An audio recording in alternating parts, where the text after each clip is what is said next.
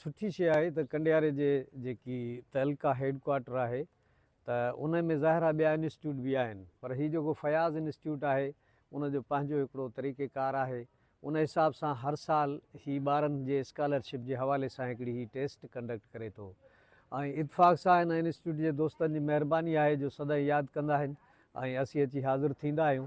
त अॼु बि ही ॿारनि जो जेको जेतिरो अंग आहे उहो ॾिसी करे इंतिहाई ख़ुशी थिए थी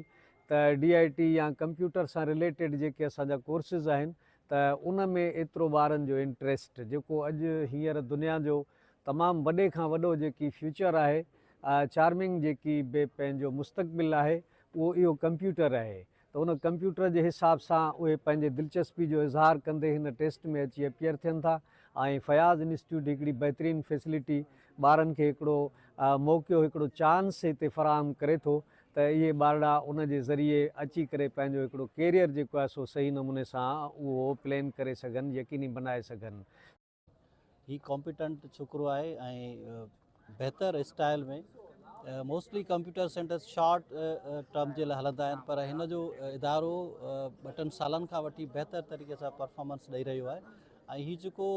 टेस्ट जो तरीक़ेकार हिन अप्लाई कयो आहे, ऐं सम्झा थो इंतिहाई क़ाबिल तारीफ़ आहे त ही जंहिं तरीक़े सां टेस्ट कंडक्ट कई थी वञे, जीअं IB जी टेस्ट हुजणु खपे, जीअं STS वारनि जी टेस्ट हुजे, मूंखे ओहिड़ो माहौल लॻे थो। हर ॿार वटि पंहिंजी स्लिप आहे, कार्ड आहे ऐं हिकिड़ो सीक्रेसी वारो माहौल आहे, प्राइवेसी वारो माहौल आहे। त आउं सम्झां थो त ही इनिशिएटिव जेके हिननि अदे वारनि जा आहिनि, इनिशिएटिव्स थियनि था हिन स्टेप खे वठण जे लाइ, हिन माहौल खे बहितर बणाइण जे लाइ हिकिड़ो स्मार्ट वर्क ॾांहुं वधनि था पिया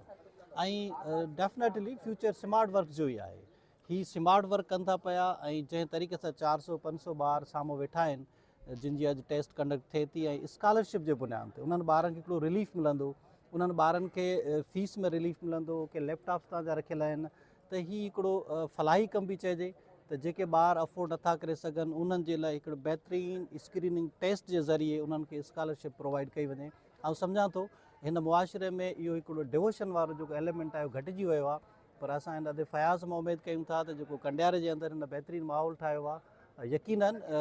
हिननि ॿारनि खे फ़ाइदो पवंदो, हिन मुआशिरे जे नौजवाननि खे फ़ाइदो पवंदो ऐं असां अॻिते जी बि उमेदु कयूं था त हिन इदारे खे स्मार्ट तरीक़े सां जंहिं तरीक़े सां ही अॻिते खणी आयो आहे, मां सम्झां थो त इन जा नतीजा इंशाअल्लाह ताला बहितर ईंदा। हींअर जेके ही स्कॉलरशिप प्रोग्राम कयो वियो आहे, हिन में हिकिड़ो उहे असांजा शागिर्द जेके वीचारा नथा करे सघनि या जिन खे मतिलबु अफोर्ड नथा करे सघनि, उन्हनि खे ही इंस्टीट्यूट जेको आहे स्कॉलरशिप प्रोग्राम बेस ते उन्हनि खे प्रोवाइड करे पियो वञे, फ्री ऑफ कॉस्ट उन्हनि खे ॾिना पिया वञनि, कोर्सिस ॾिना पिया वञनि। ऐं अहिड़ा इदारा जेके आहिनि तमामु घटि आहिनि जेके हिते असांखे स्टूडेंट खे एक्टिविटी इहे करायूं वञनि पियूं। अॼुकल्ह तव्हांखे ख़बर आहे ही कंप्यूटर ऐं AI आर्टिफिशियल इंटेलिजेंस जो दौरु हले पियो, जंहिंजे करे ऐं हिते मां जेका हींअर ॾिठो आहे, ॿुधो आहे, साईं वारनि ॿुधायो त असां वटि हींअर 400+ जेके आहिनि कैंडिडेट आया आहिनि जेके हिननि टेस्ट में अपियर थिया आहिनि।